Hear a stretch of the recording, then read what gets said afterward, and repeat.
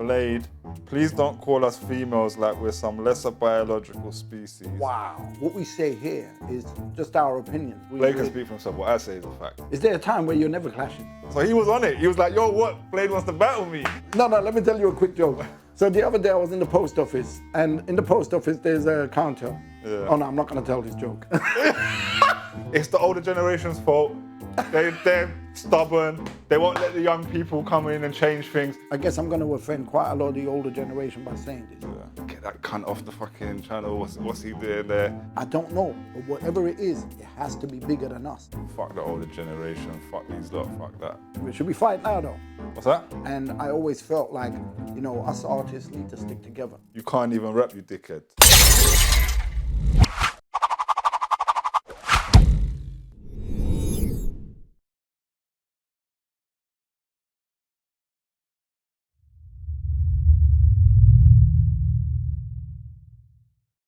Welcome to 521. It's your boy Novar Flip, and somehow I got welcomed back. I'm back. Firstly, before we get into what we're doing today, I'm obviously in a different chair, but I just want to give a big shout out to Michael. You know what I'm saying? He made this happen, didn't he? Yeah, Michael kind of made this happen, and if you've seen the clip of Michael and what he wrote about why Blade should have never had me on this channel, like, you know, go and watch it. It's hilarious. But there's a few other Michaels as well. I've been calling everyone who does that Michael. You know what I'm saying? I got a lot of love for that episode I did here, the docu chat. If you haven't seen it, go watch it. But, you know, I'm sure Blade also got a lot of text messages saying, get that cunt off the fucking channel. What's he doing there? Yeah, I did have a few. I'm not gonna lie, bro. I did have a few. But you know, the channel's always about like trying to give everyone a voice to say what they need to say, and you know, there's a lot of people whose stories aren't documented. So we try and do that. We try and give people a voice. Well, thank you, man. It was touching for me. Like, I knew those messages would come, and I thrive on that shit anyway. Yeah, I love it. It's like confirmation that I'm winning. But more people showed love than I could have imagined. Like the percentage wise, and like I know you got a lot of messages from people saying, "Oh, I thought Nova was a prick. I didn't get him," and now I kind of get him. Like he's cool, and then obviously the numbers did way more than we thought it would do. I'm glad you mentioned the numbers because I'll tell you the reason why those numbers did good, right? And you basically set a certain standard where the way you dealt with pushing everything.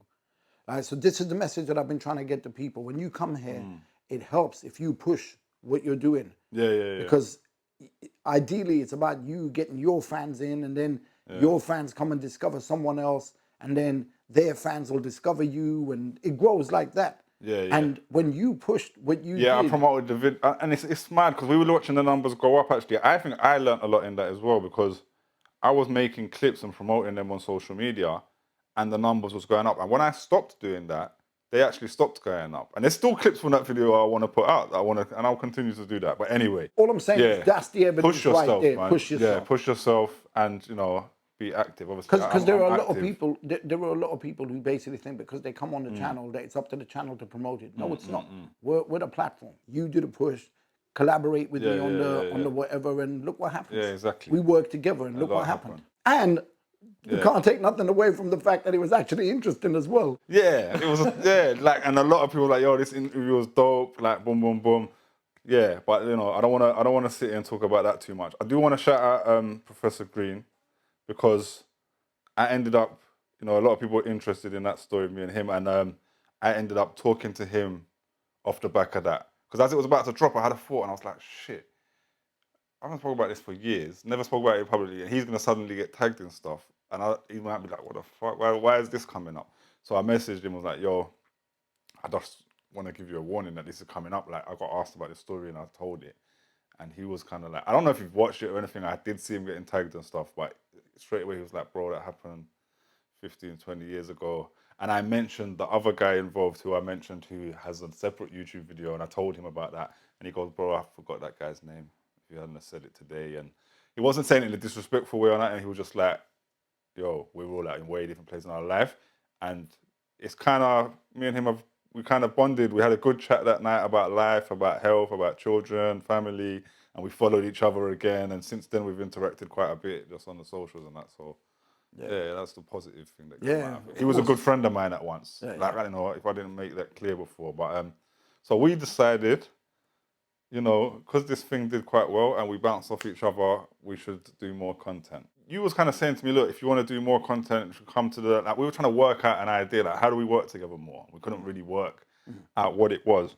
Yeah, because the truth is, because I don't like him, right, I just thought we'd get into a load of arguments in it. So I just thought, yeah, let's bring him in and let's just argue.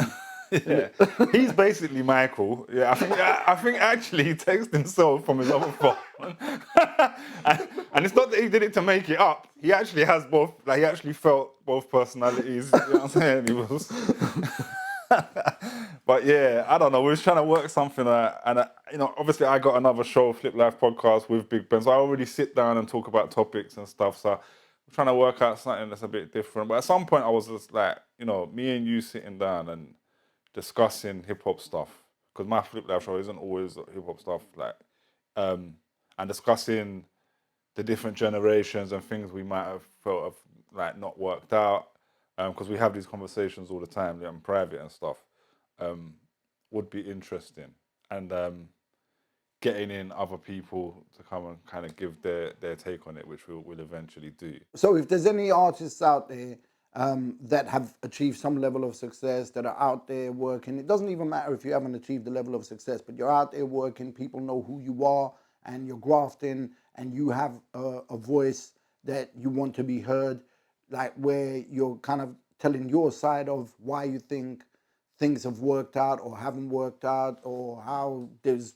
things that have blocked us or not blocked us, and you know, all them kind of things. Get in touch, man, because we'd like to get you on here and have a one-on-one discussion with me, Nova, and yourself. And most importantly, like, ways we can do something positive to like build community and help people. And I think like that one of the main concepts we're looking at is me and you both coming or starting at least at different generations, and the generational divide that's often kind of created in hip hop, and ways to bridge that, because I think we did that a bit with the interview as well. Anyway, we talked about that. I talked about that in even like the MC Duke stuff where it clashed, and then we talked about how it brings together. So it's like working on that more.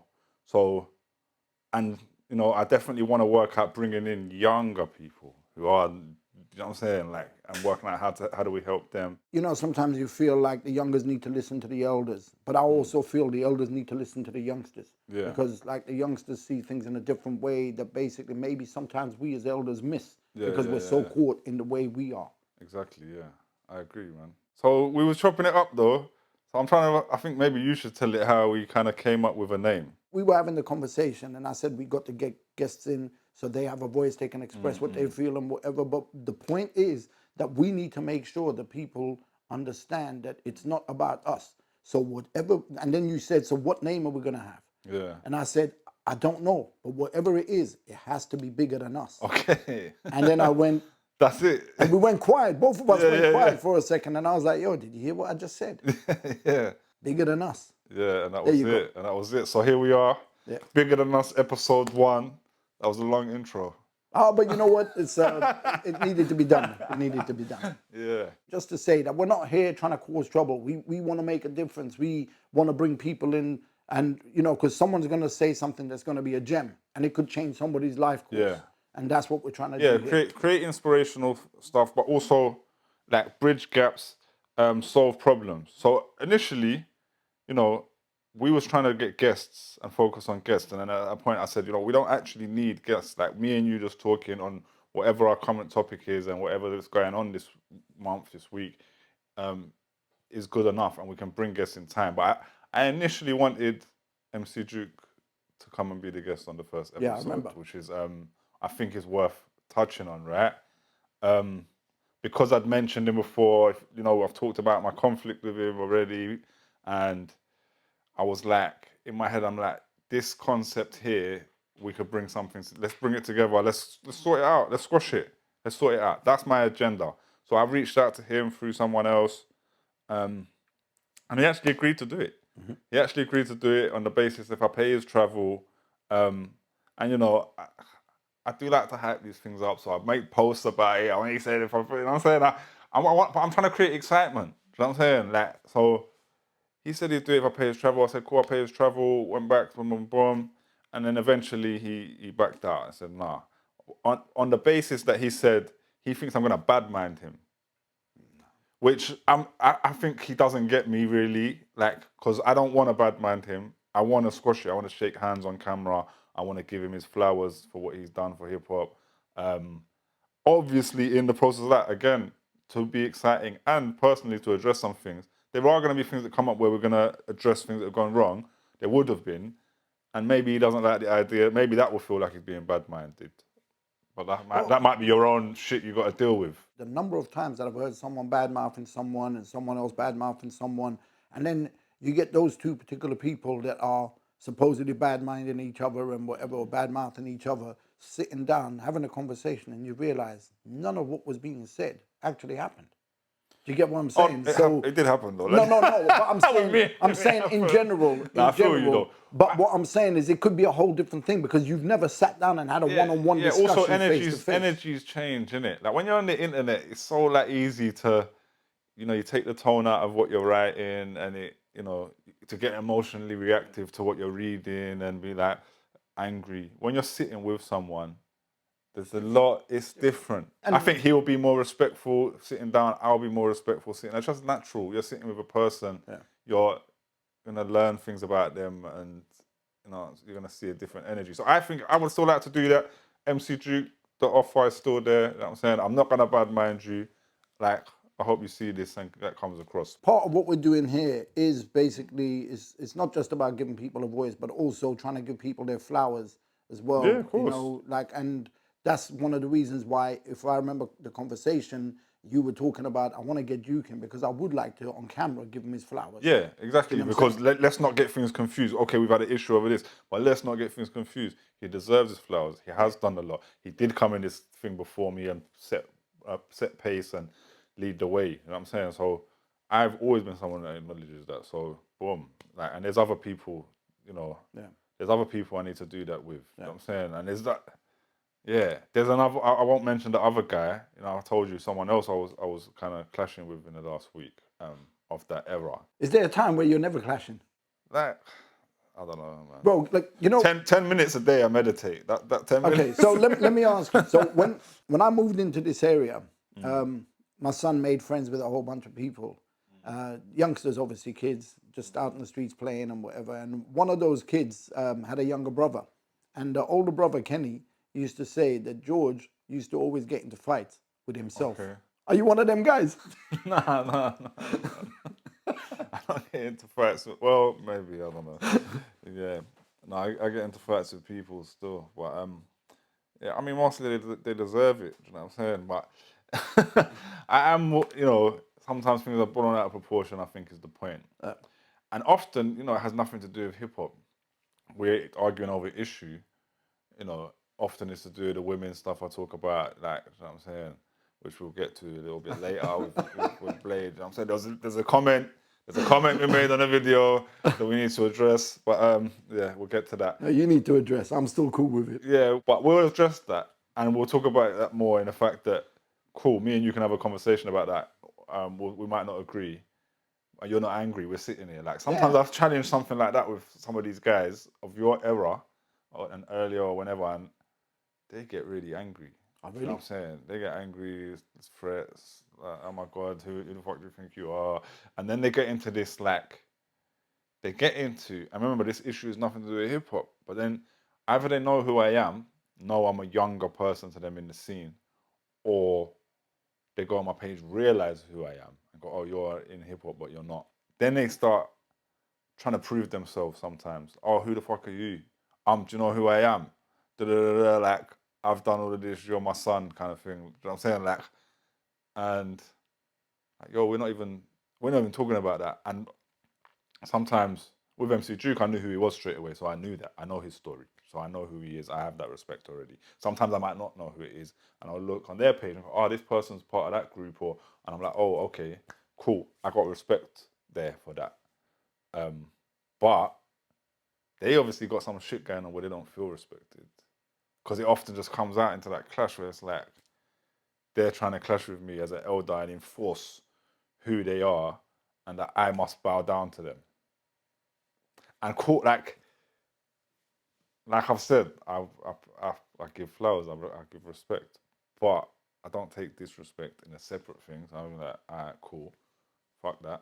But and also other people, I just think about other people they do that to you who are not, because I'm a bit of a person who understands that side, and I can navigate it.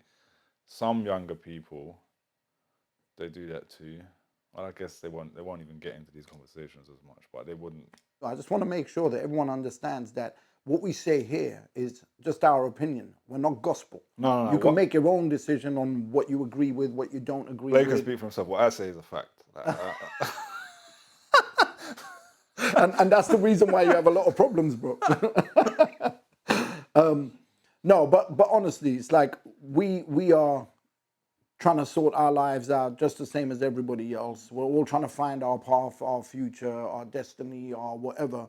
And we're trying to do whatever we feel is right that basically can potentially create opportunities, not just for us, but for other people as well. Course. And, you know, our word, but my word is not gospel. It's just my opinion. I can turn around and tell you how I did things and succeeded, and I can give you the formula of what I did, but it doesn't mean it's going to work for you. You know, so you still need to find your own way. Do you get what I'm saying? Yeah. So we don't all have the answers. And even if we have the answers, it's only the answers for what worked for us. You know, you still need to find your answers. So on a question though, if we're talking about just what I just touched on, the generational divide. Yep. Yeah. I keep seeing these posts recently in like hip hop groups where they'll be like, why is hip hop the only genre where we don't respect the people who came before? Now, I have a completely different opinion on this, but I don't want to give it straight away because I don't agree with that statement. But this is a narrative that's going on, right? That in hip hop, we don't respect the generations before, and there is obviously some kind of divides in generations. Obviously, I end up in arguments over it, but I think I wrongly end up in them. But it's not about us. It's bigger than us. Yeah. So, what do you think? What do you think that is? I don't know if I agree with what they're saying. Yeah. Because we see people like Busta Rhymes, Redman, all them people getting their respects. Yeah. So do you understand? So, So if it was a generational thing, then all those people wouldn't have got the respect. Yeah, but that's why I gave the caveat, because I said I disagree with this as well. But there are times where there's a divide. Yeah, So there is, and I find most of the divide actually happens in Europe, and not necessarily all of Europe, just certain segments of Europe. I feel like England is one of those places. But I feel like there is a bit of a generational divide, but I think some of it is also caused by ourselves because we basically keep ourselves to ourselves. We do what we do, and then it's almost like we're just happy achieving what we achieve, and then we're gone. But then years later, you start realizing, hold on, but people is making a living out of this. Where's my share?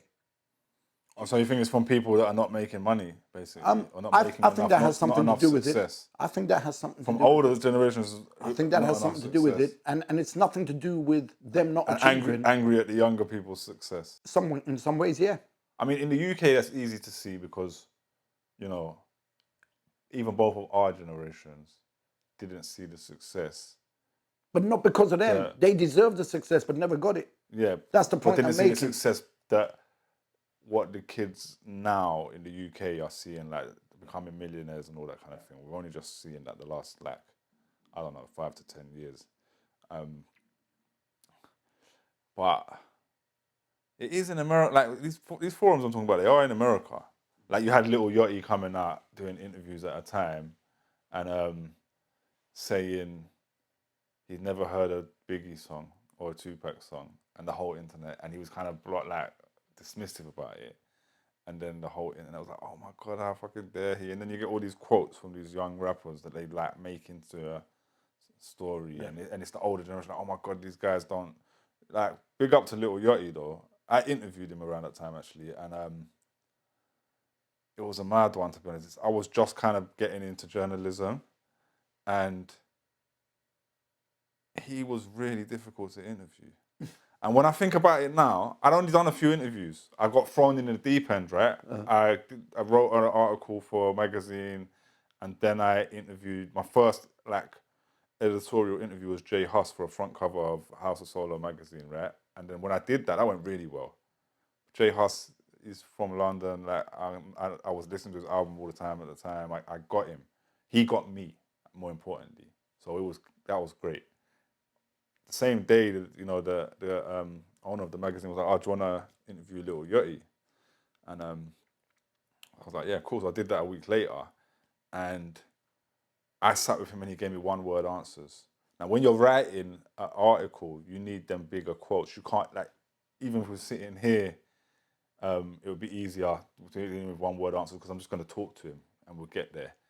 Which I tried to do, but I had my questions written out and I just wasn't prepared. And it was a big lesson in journalism to me because he just didn't give me anything. And I guess I looked at it, it's actually relevant to this generational divide in a sense. I guess he didn't connect with me. Also, I'm English, he probably don't know what's going on over here.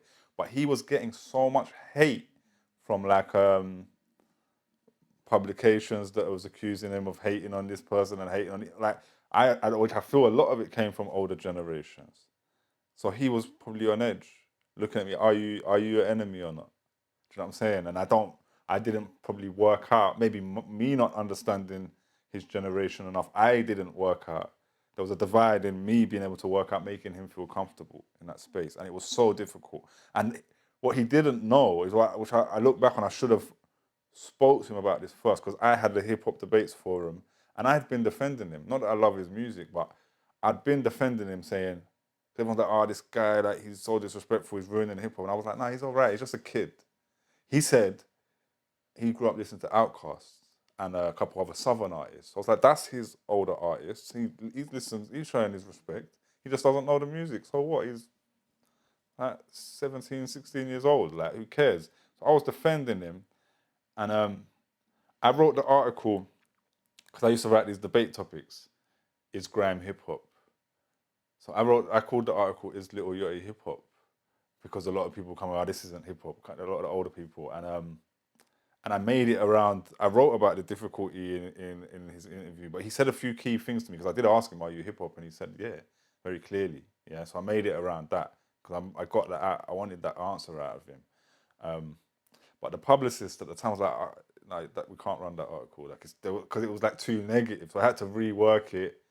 It's still got some of that content in there, but yeah, it was a learning curve for me to look at that generational divide, and I guess in America, that's one of the places it started with him. So I'm glad I got to sit down with him, and Rodney P messaged me about it at the time as well. He's like, "Why?" Because he was a bit annoyed as well. He was like, "Oh, you keep backing this Little Yachty guy," but he was like, "Look, I hear some of your points, but I still don't like this and this and this and this or whatever." So I don't know, maybe I bridged something there. And then he later went on to, I don't know if it was Hot 97 or whatever. He came back to the interview place or another interview where after he'd said he'd never heard a Biggie or Tupac song. And he came back and he was like, "Yo, I listened to the Biggie album," and he's talking about it, and he's like, I want to do a freestyle," and he's like run a Biggie instrumental, and he done his little verse or whatever, and he's like, "I'm here to show respect." So I was like,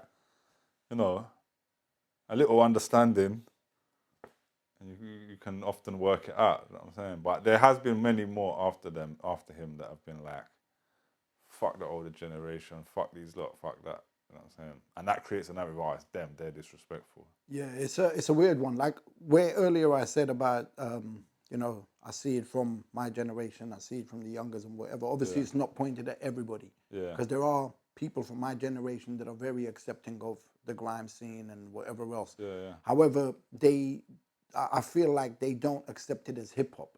They just see it as an offshoot. Yeah. I've been guilty of that myself, but that's basically because in my mind, I'm giving respect to a new scene that's come off as an offshoot of hip hop because I see hip hop as Eric B. and Rakim and LL Cool J and Run DMC and whatever, but what we're hearing is different, but it stems from. Do you get what I mean? But yeah, like I said, look, there are a lot of people that were accepting of all of that.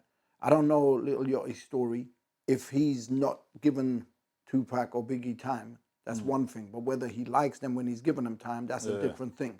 And the crazy thing is, you say Eric B and Rakim, and we're like to us, even to me, and Tupac and Biggie is my teenage generation. Like that's a benchmark of old school now is a bit crazy in itself. Because a lot of the older people were like Tupac and Biggie. That's like they hated on even that. They're like, that's pop music. I don't want to hear. Listen, that. I know people that will listen to artists from a year ago and say that's old school now. Yeah, you know, it's crazy. It's like things move too fast. Yeah. Just to clarify, my generation, I mean, I started rapping in the early 80s and I was beatboxing and all that. So that's where my generation comes from. When we were making records, we were making a single a year because we were, I mean, in my case in particular, I was financing things myself. So I didn't have a record label behind me. And so it was difficult to get the singles out. But what I tried to do was to make sure that every time I put a record out, it made a difference.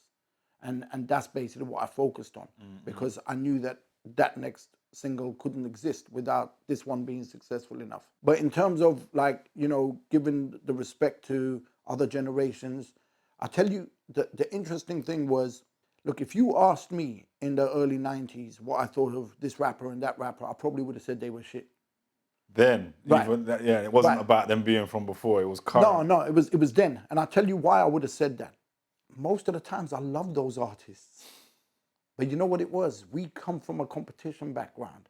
We basically were in like, yo, if I say these guys are shit, we're going to get into some kind of battle at some point.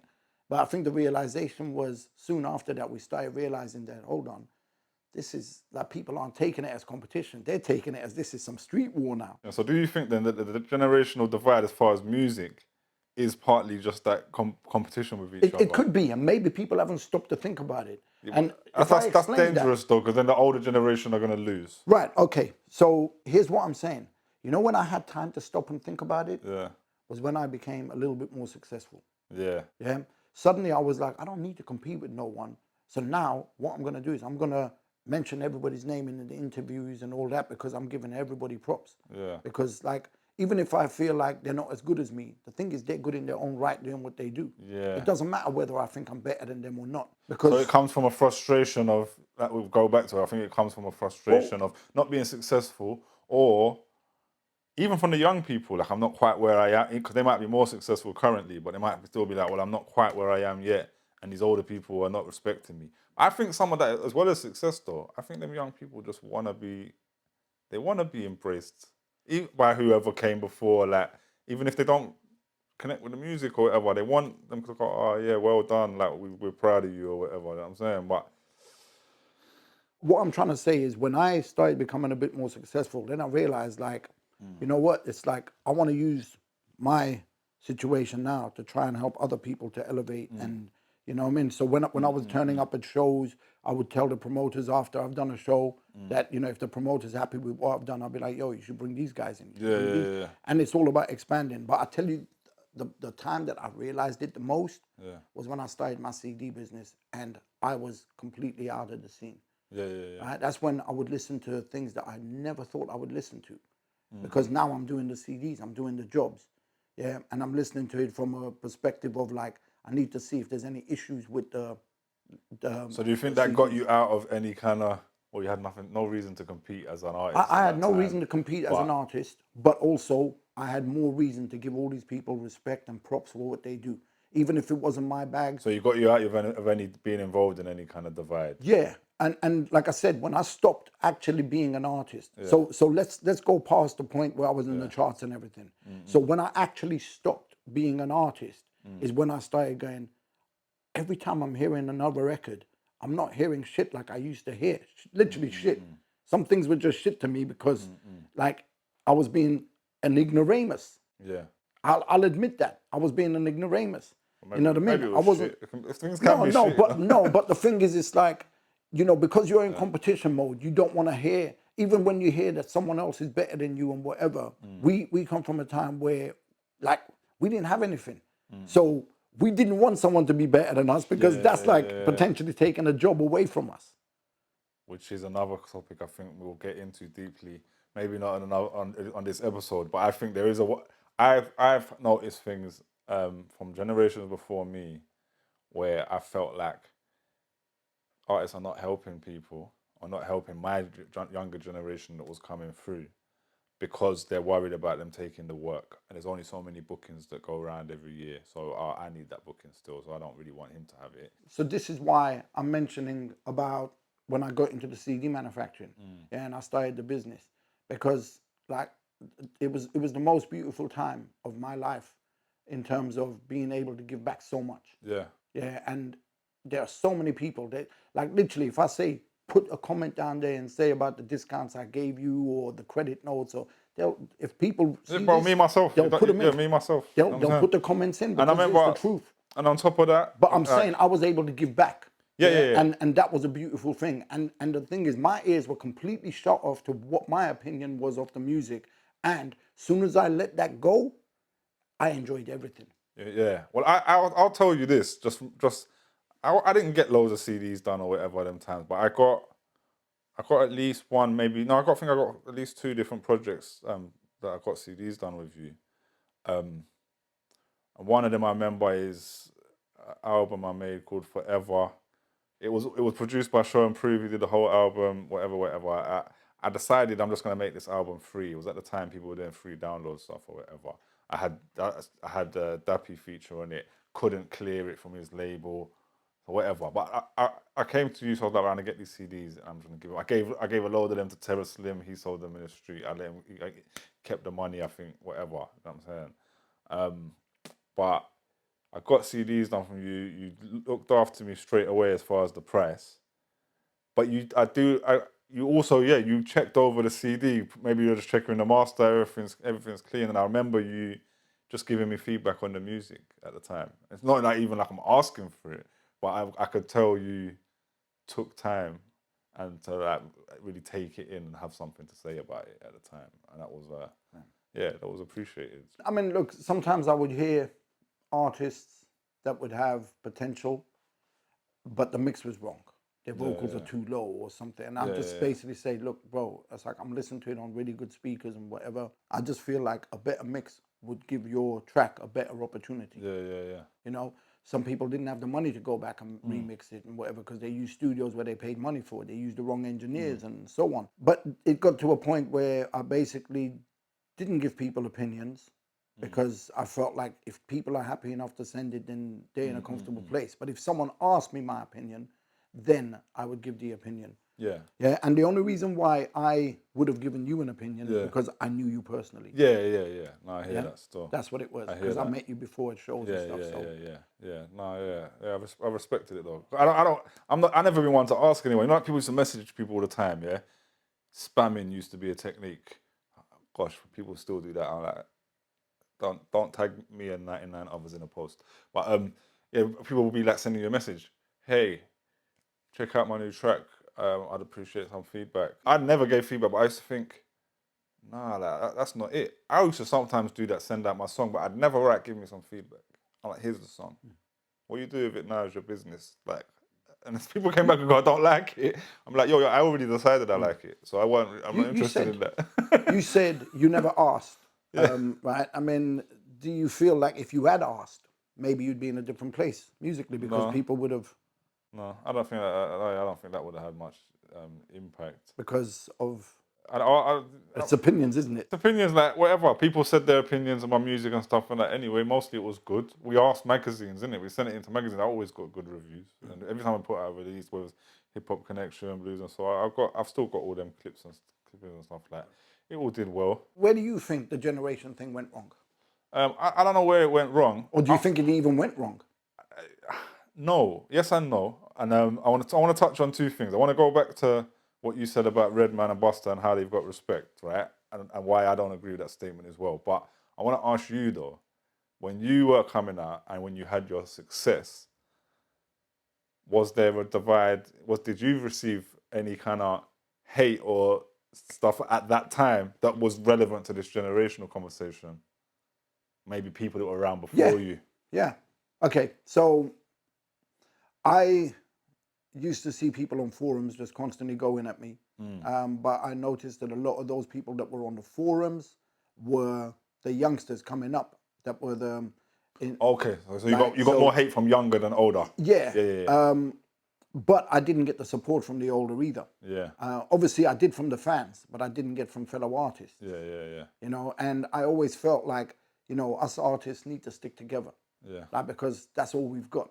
We haven't got anything else. Like, you know, when I say that everybody needs to put their differences aside and be there for each other, I mean that. Like, it's whatever the differences are, unless someone has killed your children or something, you know, it's all petty. We can put everything aside and we can grow. But I just feel like we hear it being said so many times, there's egos involved. Yeah. There's pride involved. There's cliquey behavior involved. There's so many different things involved that I feel like over the last 3 decades that I was an artist, as in the professional world of being an artist, rather than the 10 years before that I was building up to it. That's all I've seen. Egos, pride, destructive behavior. So do you feel like you had a block from my generation? It was my generation doing that. Was it my generation on the forums? 'Cause I was definitely on them forums. Yeah, your generation was. Yeah. Yeah. And what about the generation above me? What about that Skinny and because that's no. I mean, I was. Or is that more your generation or mine? Well, okay. So if we're talking about specifically me, then I would say I transcended from generation to generation. I was there in 3 generations. I'll tell you what though. I don't know if we should tell the story about Essential Festival. Go on. So, because it's just come to me that's kind of relevant. And I don't know if I'm the person to tell it or whatever, but we was at Essential Festival. If I tell it from my perspective, because I wasn't necessarily involved in it, but I'd come to Essential. You was. I mean, I was because I was just there. It was my lot. But remember, we're not trying to make this about us. No, but it's mad. This is bigger than us. Look, this is actually gonna show something deep on a bigger than us level, right? Because I don't know if this is the first time I'd met you. Or, no. Yeah, it was. And we didn't really meet this day. We didn't have a conversation this day, but we were both there, right? So I know who Blade is at this time, right? I've told him my story that I was a fan of UK hip hop. Boom, boom, boom. I'm now part of Mud Family. We've gone to Essential Festival, all of Mud Family. Like that day was summertime. It was a good lineup. Shout out to Ish again. I said that on the last episode. We did mention it briefly. And the whole squad was out, as far as I remember. So me, Skinny Man, Uncle Fester, Tibbs, all of us, man. A whole load of us, we're all there. And I think we're only there because Skinny's coming to do his verse on your set. Yeah, that's right. He wasn't booked or anything. No. I think you probably got all of us in. Yeah. You probably got Skinny Man plus 20 on the guest list. No, it was. And I didn't really know that or whatever, or maybe I did, whatever. It was a crazy show. So this is definitely my first time seeing you live. And I'm standing on the stage. It was actually in my part of my age, right? Someone tried to gun me the other day and call me a culture vulture or whatever, yeah? This often happens when it's like, we're talking about something that has no relevance to hip hop again. They'll try and use this. And I had to tell them when I was 15, I was standing on the stage with Kool Herc and he was showing us all love in Brighton. So you can't really tell me. Yeah, and I've seen the picture of you with Eminem. Not Eminem, Tupac. Yeah. Obviously, it's not you. It's fun. I don't even think the picture's real either. No. But yeah. So no one can't tell me that. So I'm at this stage in my life. I'm soaking this in. I'm like, whoa. Even if I'm not rapping, I'm standing on these stages watching shows, right? So I'm standing on a stage watching your show, and it's touching. Like it's emotional. I'm like, yo, this is crazy. And it was a big crowd, and they knew all your lyrics. Like you was killing it these times, and I knew the album. Skinny's on the album, whatever. So I don't know if Skinny's done his verse with you yet, but anyway, at some point, this was around the time where Miss Dynamite, and it's interesting because it touches on the grime divide as well, because grime hasn't really happened yet. But Miss Dynamite has released a song, Boo, and I don't even know if that's the name of the song, right? And that's. In some ways, people credit that as one of the first grime songs, right? Sticky featuring Miss Dynamite, Boo. So we're like on the side of the stage, and Uncle Fester, I think it was. It might have been all of us, might have been me too, but you might have seen Uncle Fester specifically. And you can correct me on any quotes or anything, but we're there, and it's a thing at that time, and it's a very weird thing for when you're like bigging someone up to say, Boo. Yeah? I'm saying, Boo. And do you remember who it was that I was... It was Uncle Fester. No. But what I'm saying is, I believe, if I'm correct, I may be wrong about whether Rodney P was on stage with me on that day. He could have been. But I don't the remember person being that I pulled up on stage when this happened was Ty. Okay, so what I recall was I introduced Ty up on stage. Yeah. And basically gave a little bit of a speech about, you know, Ty and whatever.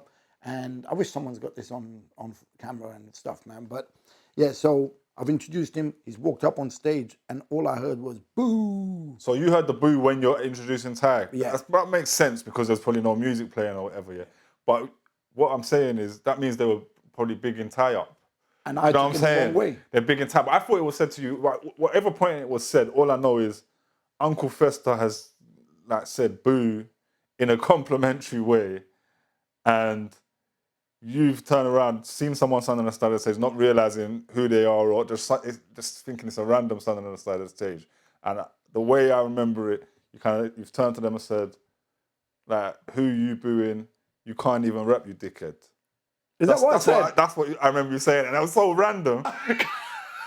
Because it's like, yeah, that's what I remember it being like, you can't even rap, you dickhead. Like, why are you booing rap? I don't remember the dickhead bit. That's how I remember it. No, I don't remember that. I remember basically saying, like, you know, it's like, maybe I said you can't rap, or you're not on the stage to rap or whatever, but he is, or maybe I just said it in the heat of the moment. That, it was just because I was a bit offended. No, he was offended. Yeah. Which I understand. And I would have done the same to Skinny. Bro, this lasted 10 minutes. This whole boo thing, like, people think, what? You used to say boo as when you were big? Like, that makes no sense. But it just was a thing for that little period of time that you would say boo as a compliment. So, not knowing that Uncle Fester is actually someone you've invited here, a guest of your guest, and a rapper at the time, and you just told him you're not even a rapper. Yeah. That's him. And I just remember Fester going straight for the mic, like coming up to, all right, give me the mic then. Because Fester was actually battling. He came up doing the battles at Mudlums. Okay. Like, Mudlums used to have a battle, yeah? Come on, I know Fester anyway. I'm saying, like, But the problem was I didn't know who was doing it. Who was doing it? Yeah. And you might not even have pointed at him directly. You might not have realised. I didn't know where it came from. It just came from behind. Yeah. So anyway, but like I say, Fester had battled. Like when he met Skinny, he came to the Mudlums. It used to be a battle, and he won. He won the whole event, and that's how he kind of became Mud Family, right? So he was on it. He was like, "Yo, what? Blade wants to battle me." Like he's trying to. But I remember Skinny being like, whether he's thinking, "Oh, this is gonna go left." So he took them out instead. But Skinny was kind of like, I don't know, it showed the divide a little, that you didn't understand that kind of new youth culture. And Skinny made the crowd go, he was like, oh, you don't even know what boo means or whatever. And it was like, he made the whole crowd, he made the whole crowd go, boo, boo, and the whole crowd did it. But then cool, it was after the show carried on, you know, and we got back to it and you killed it. And then I don't really remember everything. I remember we all kind of discussing and like huddling around afterwards, and you know, I know it all got squashed or whatever, and I'd forgotten about it. And you brought that up with me early when we first started talking about doing content. You were like, "Is everything cool? Remember that time, Angel?" And I was like, "Shit, I don't even remember that." No, bro, you know, because I saw Uncle Fester at the Ocean gig in Hackney. Yeah. And at first I was a bit like, oh, am I stepping into something again here? Yeah. But when I went there, Fester came up with his dog as well, and he was like, yo, how you doing, bro? And I was like, oh shit, oh cool, it's all cool. Yeah. Do you know what I mean? Blessed. No, man, I got nothing but love for like all of Mud Fam, and obviously like Uncle Fester was like, you know, it was just a misunderstanding. It was a misunderstanding. But it shows the divide. How it can happen. You know what I'm saying? I mean, that's such a weird one, just because I keep saying it. But this happened in front of like 2,000 people.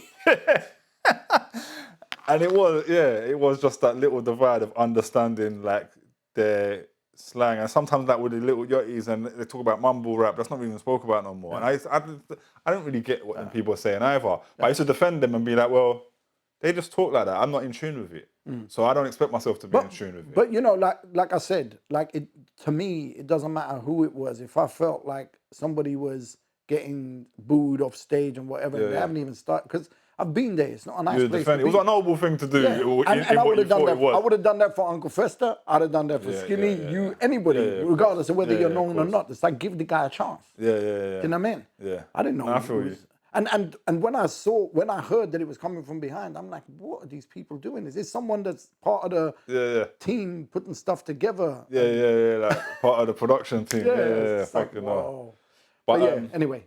Yeah, like, all right, going back to what we said though, that I think why I don't agree with that statement, that they say hip hop is the only genre it doesn't respect. I responded to that in a few comments recently, and I said, actually, I think hip hop's the only genre that does respect this orders, because what other genre, even those other genres don't even exist anymore, so they don't have young people to even give any kind of. Or if they exist, they're very small pockets. Yeah, they're very small, so they don't. You know when you got your pockets in your jeans and you got the big pocket, then you got the little one there. Yeah, it's that little one. It's that little pocket, yeah. Because like they talk about rock and roll music and that and whatever. Like, cool, those guys still stood at stadiums. So do the big rappers from back. Like they're still touring. Rappers are still touring. Rakim's still touring, killing it. Like these people, people are still buying tickets, and we're the only genre that puts a pressure on having to talk about the older generations and show respect. Nobody else even cares about it like that. And cool that because there's so many of us, it does come with a few bits where that doesn't happen, and then that gets blown up and highlighted. But actually, if we look at it, it's happening way more. But you know what? I feel like part of that is because, like, it's like going to apply for a job. If there's 30 people applying for a job and one person gets the job, you're going to more than likely have 25 at least of people that are going to get a bit envious or pissed off that someone else got the job and they didn't. Yeah.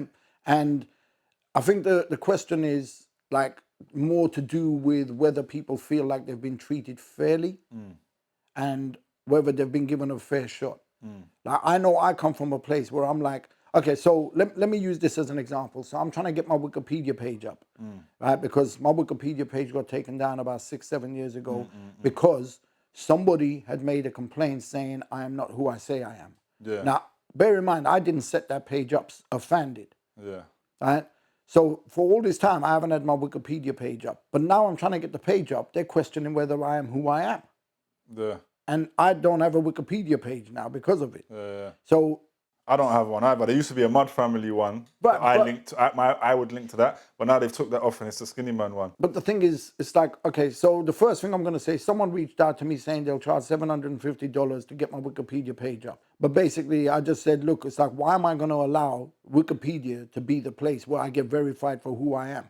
Like, I know who I am. I don't need Wikipedia to justify that, you know? Now, so what I'm saying is, now look at what I'm saying in that context there. We feel like we've done our time. Yeah? Just give us a little bit of credit for what we've done. Like, it doesn't matter if you're not a fan of what we do or not, but, you know, you're giving the Americans, like there are loads of Americans that have made records that aren't as good as Skinny's records or my records or Task Force records or whatever. But because they're American, you're giving them a lot more credit and respect. And we're just saying, like, we got it hard enough as it is. Just give us a bit of credit for what we do. We're not asking for you to buy us a house or anything. We're just saying give us the opportunity to buy our house. That's coming from a UK perspective, but I think it ties into why I think everyone's wanting their respect. You have to weigh up and look at what does the respect represent. You know, to some people, respect is just an ego thing. Yeah. It's that I just want my respect. To other people, the respect means promoters are now going to be looking at you and giving you shows, and you might get supported on radio and get playlisted. And do you understand? So if the respect that you're being given is going to put you into a situation where you can earn money, feed your family, buy a house, pay your rent, pay your bills, then obviously that's going to personally affect people. I think we have to accept that sometimes it's not going to do that, though. I hear that. But I am proof that if I get a little bit of a shot, things can happen. And there are loads of artists out there that can do that. There's loads that are as well, though. But there's also loads that will never get that opportunity. Even if they're given the opportunity, they won't go on to do bigger things because they're just not ready. And either, I'm not saying that they're not ready as artists, but maybe they ain't got their business acumen set properly. Do you understand? Yeah, I feel you. All right, we've got a couple other things I want us to touch on before the show, before the end of this show. So we've got to fit them in. But I want to ask one more question on this thing, which is quite a divisive question. I just thought of it. I'm probably going to ask other guests as we continue. So, as far as a generational divide in hip hop, whose fault is it? It's your fault. No. You started all of this. Remember last time when you done the interview, you were saying about how you were going on forums and stirring shit. It was me, sorry. It was all over. No, I'm saying, is it the older generation's fault or is it the youngest? Okay, so I'm going to speak from my perspective. Yeah. And I guess I'm going to offend quite a lot of the older generation by saying this. Yeah. But I think I've had situations where I've had youngers come to me and ask my advice, and I've freely given that advice. Yeah, I haven't charged them anything. I'm just basically going do this, do that, blah, blah. Make sure your mixes are good. Get your business sorted, blah, blah, blah.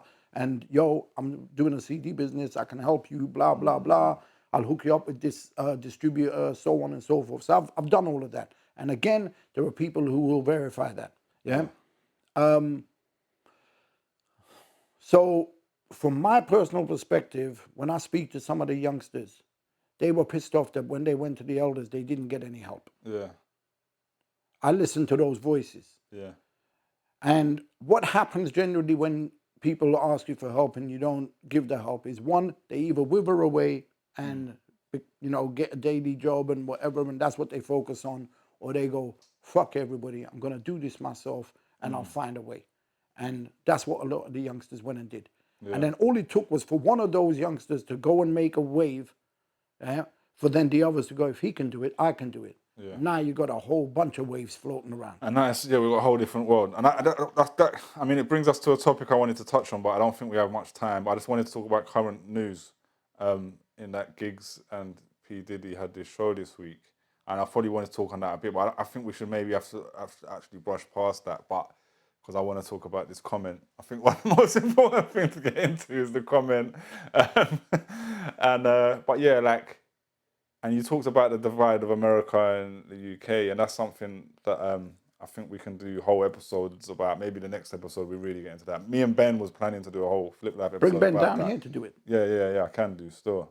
But there's a whole shift happening now at the moment, right now, with the UK being embraced by America in a way that's never really happened before.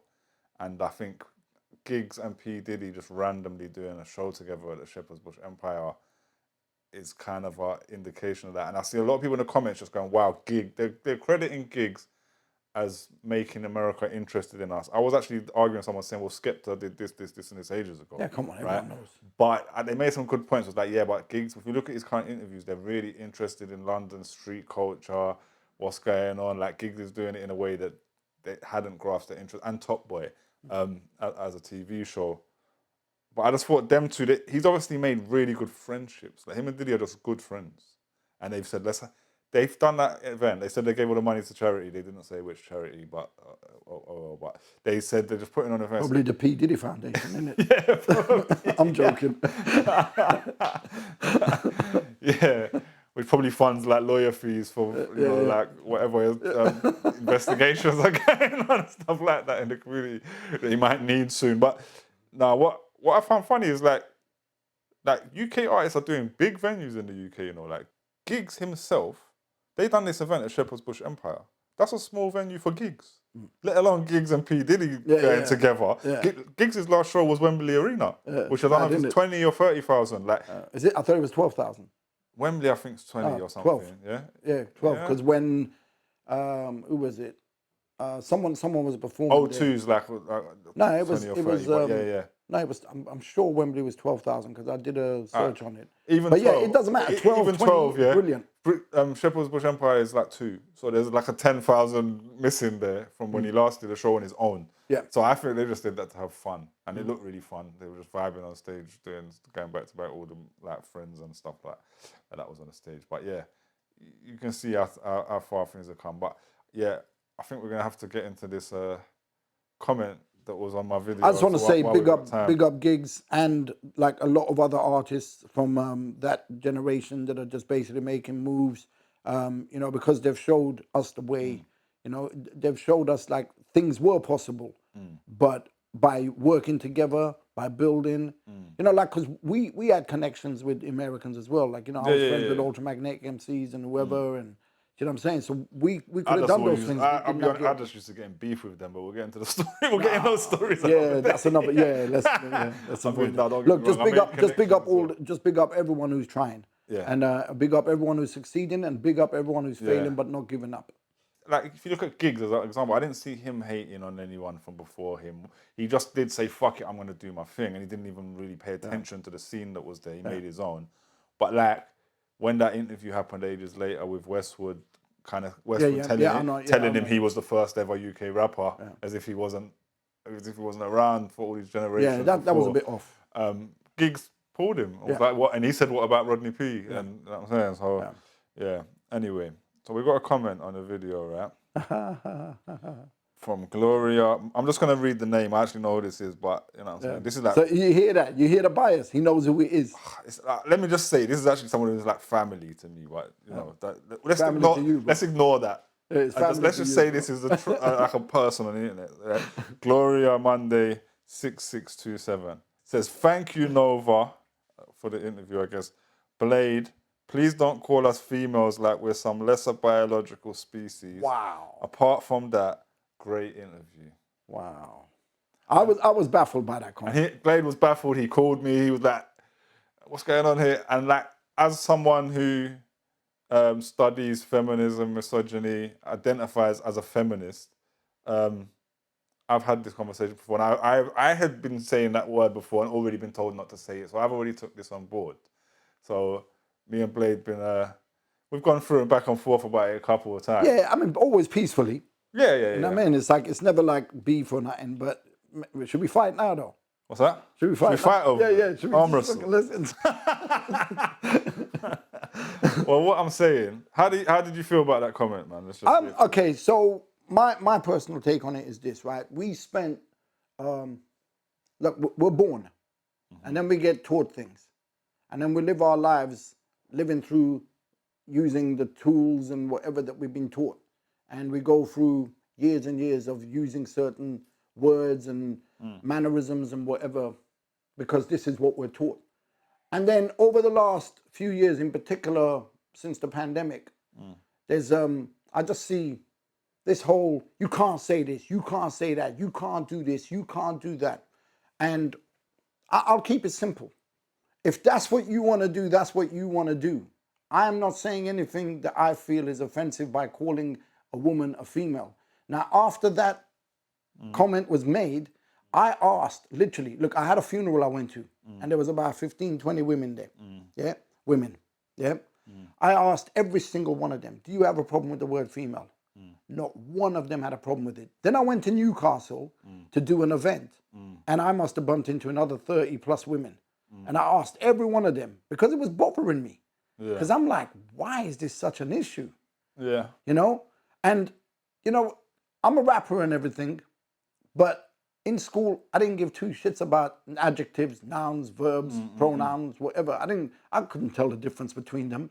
So when I say, I mean, you've got female MCs saying they're female MCs. Yeah, majority, I would say, don't like that term either. Okay, but I'm just saying. It's not about majority, but a lot. There's a lot of maybe women it's a new thing, but who rap in our say they don't like the term female MC. Okay. You're making something that's lesser than. And that's a different topic to the why the word female is not used in a certain context or not liked being used in a certain context. But there is just the belittling to separate the women from men. Well, you know what? I was brought up to respect women, and so I respect women.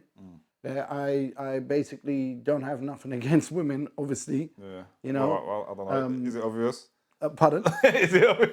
Yeah. Why is it obvious? No, I'm not saying that to you personally, but I think I don't think that's obvious with anyone because I'm getting into my feminist. Well, look, if you've got a problem with somebody, you've got a problem with somebody, whether they're male, female, whatever. It doesn't matter, right? If you've got a personal experience that has basically brought something on, like I spoke to an MC just a couple of days ago, and you should hear how their issues are with a certain female.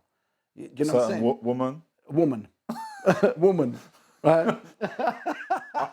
I'm gonna let that one slip. I forgot to slide. I forgot to bring my red flag. Next episode, I'm bringing my red flag, right? No, but look, bro. All I'm saying is this, right? I personally don't see it a problem for using that word. And as I said to you on the phone, it's like I'm gonna be stubborn on this one. Like if someone can come in and educate me on why that is the wrong word, then, but I haven't heard anything that We've, you've said. we've only got. Well, I've said this stuff to you, but we, you know, I've ignored it. I've put this online. Yeah, you've ignored it, but you just said you was ready to listen. No, I listened, and then it. I ignored it because it didn't make sense to me. What I'm saying, yeah, I didn't want to be the person to give the answer to this, and I'm not like I don't feel like I have all the answers anyway. But so I wrote this online, and I wanted some women to answer this, right? Because I think, you know, as Blake said, he spoke to women. But remember, women in your life and women who are fans, and there might be a certain bias there where they're not going to challenge you in the same way as well. But or they may not even have come to this thought. It's a newish kind of idea, right? So the first comment I've got here from Serena Reynolds says, female isn't species specific. The word woman also recognizes our humanity. So, and I'm sure there's a lot of comments about this. When you say female, you can be talking about any a dog. Yeah, you can be talking about a plant. You could be talking about an alligator. You can talk about. So it doesn't describe a woman. And when you're talking about women, and just in general, it doesn't describe them, innit? So that's why some women may take an issue with being described in something that could be the same as an animal. And you will notice this if you look at these conversations. And since I became aware of this, I watch it. Like, we don't really use the word male. You would say man if you're describing a man, you'd say a man. You wouldn't go a male. No. Oh yeah, I was standing at the bus stop and I saw a male. It's just it doesn't roll off the same way. It depends on the circumstance. If you turn around, if say you see someone get mugged or something, and the policeman goes this actually happened to me the other day. I was coming back from London, and a fight had broken out when I was waiting for the cab. Yeah. And a police car pulled up, 2 policemen got out, and they said, "Did you see what happened?" And I said, "Yes, I did." Yeah. And they said, "So what happened?" I go, "Well, there was a male, and he was standing on a corner. He was on a call. Someone came along and just punched him in the face for no reason." I don't even trust that you can remember whether you said man or it was male only a few in that days ago. circumstances. But police, again, they might use that word in the way they describe things or whatever. Police. Okay, so it's because it's a name. Because it's another thing. It's like it's something you tick on a form. It doesn't. It's not describing a woman. It's something you tick on a form, male, female. So the other thing is, well, let me continue the comments. But there's one. I'm hoping it comes up. But there's one other main key point. So we've got a comment from Cindy Henderson Alessi, who agreed with Serena's comment, but said, but also let's be honest about the context of how things are said. People who tend to refer to women as females can often be aligned with misogynistic attitudes towards women. So it's not really just a word. It is a way in which it is being used that lets you know what's up. I don't think you used it in that way, so I'm not going to say that aligns with you. But then she said, so if someone innocently referred to women as females in a clearly non-misogynistic way, I would just accept that and hold a level of political illiteracy, but I wouldn't be asking to burn them at the stake for doing so. I think I'm glad I didn't know that's what the comment said. But that's that's a fair comment. Yeah, that is a very because it's like we don't, and I've always said this to you. I don't think it's an issue we need to like run people down for, but it exists, and it's a conversation that I think we should to listen. Look, like I said, like what I said was not said in any disrespectful manner. It's just what I'm familiar with. I've been familiar with all my life, and it's almost like I'm supposed to now re-educate myself and learn my ABCs all over again. And I'm not really prepared to. I'm 56 years old, bro. I just want to die peacefully. Yeah. Do you know what I mean? Well, Rob Wood said, couple go for a 6-month scan. Good news, your baby is a woman. Doesn't quite have the same ring to it as female. But they don't say female in that circumstance. Obviously, they'd say girl. So, I mean, it's a funny comment, but it doesn't quite work. Dree Taylor said, do we refer to men as males? Most of the time, so not. Anything can be female. Not anything can be a human woman. That's the issue. It's reductive in a sense. We aren't simply our sexual organs or ability to procreate. Being called a female instead of a woman reduces us to just that in a lot of women's eyes. It has nothing to do with feminism or anything. Yeah, I think that's an interesting comment. I'm trying to find if there's another one that touches on that. Yeah, oh, here we go. Because she just touched on that, on like genitalia, right? Because that is actually what you're describing when you use the word female. and so that can be taken as a kind of offence because you're reducing to it's a biological term. And so we've got a comment from Carmina Mass Oliver. Female refers to sex, and women refers to gender. Female is also an adjective. So I personally dislike it when people use it as a noun. It's a simple explanation for me. I also liked Serena Reynolds' point there, the idea that one is not born but rather becomes a woman. And then there's some other comments about being referred to as an animal. And then there's a comment saying, what the fuck news to me? By a woman. So some people, I'm saying, like, this isn't the conversation everyone is having. Yeah, exactly. But on that point, what do you think about that point? So when you say female, we've established it's not just describing a woman, but it's essentially describing their like sexual organs and things like that. That's what's described by that word. But you see, like I said before we started this, everyone's gonna have an opinion on things and whatever. And like when you put something out there in the social world and whatever, you're gonna get opinions from different people. I don't know these people. I don't know what their background is. I don't know what affects them, what doesn't. They're women. There might be women. I'm just saying, like, let's put some context. There might be women, but there's a lot of women and a lot of men that I wouldn't necessarily listen to or whatever because their trajectory, whatever, doesn't align with mine. But you're not a woman. So they're women. I am. Okay. Let me tell you a joke. So the other day, no, let me tell you a quick joke. So the other day I was in the post office, and in the post office there's a counter. Yeah. Oh no, I'm not going to tell this joke. Why not? It's inappropriate for the camera. You just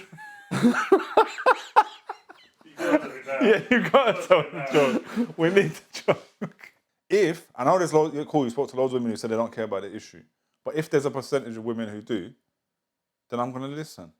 And don't get me wrong, I'm still gonna say female in some similar context. Yeah, you've said it to me before on the phone. I had to pull you up on it. Yeah, it will happen. Like I'm not perfect, but I'm saying. I'm not going to stand there and say, well, I'm not going to listen. I don't know you. I don't care. Which I think you need to work on. Because I think if anyone, like, look, we don't have much time, but like, I think in like race issues, for example, if black people don't have had an issue with you saying a word, even saying the N word, I've grown up in certain like hood environments where white people are there, black people are there, when they're all together, and that word gets thrown around like nothing by white people.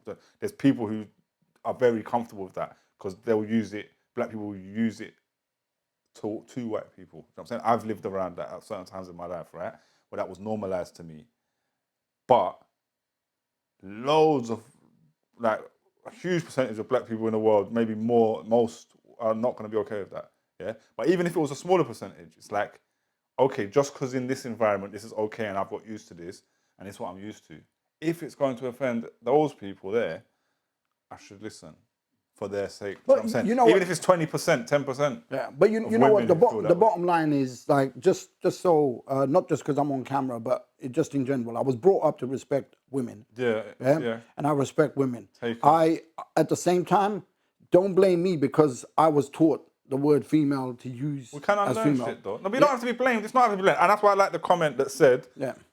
Look, if someone said it innocently and it's not in an offensive way, but it's engraved in your mind now, and you're always gonna say it. It's hard to change that. Yeah. Do you understand? It's hard to change that. It's not that especially when you haven't got that much time. It's not that hard. You know what I mean? Talking of not having that much time as well. It's like no, but bro, you're a lot younger than me. Your mind isn't as set in its ways as mine is. But so it's a generational. It's a problem with your generation. Again, it could be. It's a problem with the generation, and that's why it's the older generation's fault. They're stubborn. They won't let the young people come in and change things. They don't want them changing gender situations or changing music, making different sound. They just old people hate young people. The bottom line and it's because they're getting old. Right, but the bottom line is, do I respect women? Yes, I do. Yeah. Do I treat them with respect when I see them? Yes, I do. But at the same time, if some woman is going to spit in my face... Some woman, that's almost worse than female. Some woman. No, but I'm saying just if a random woman is like at the post office queuing up and decides to spit in my face, then obviously I'm going to treat her accordingly, right?